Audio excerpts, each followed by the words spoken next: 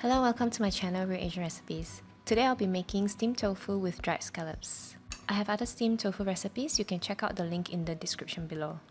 This is dried scallops, you only need a few of these. Rinse to wash it clean, then soak in water for 15 to 20 minutes until it turns soft. Keep the water, we will use it later.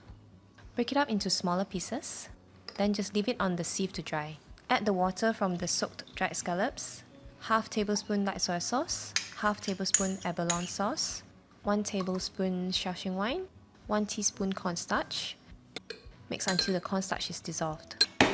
2 cloves of garlic cut into chunks. Before we prepare the tofu, prepare the wok for steaming. Place water into a wok and bring it to a boil. Make sure the water level is below the steamer rack. 1 packet smooth tofu. Remove any excess water. Gently press the top and sides. Now let's add some goji berries for color and natural sweetness. Wash it clean and place on top of the tofu. When the water is boiling, place the tofu on the steamer rack. Steam on high heat for 5 to 6 minutes. While the tofu is steaming, let's prepare the dried scallop sauce. When the pan is hot, add 2 to 3 tablespoons of oil.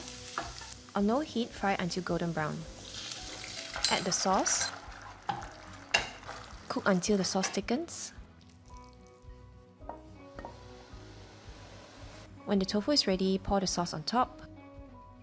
Garnish with some spring onions.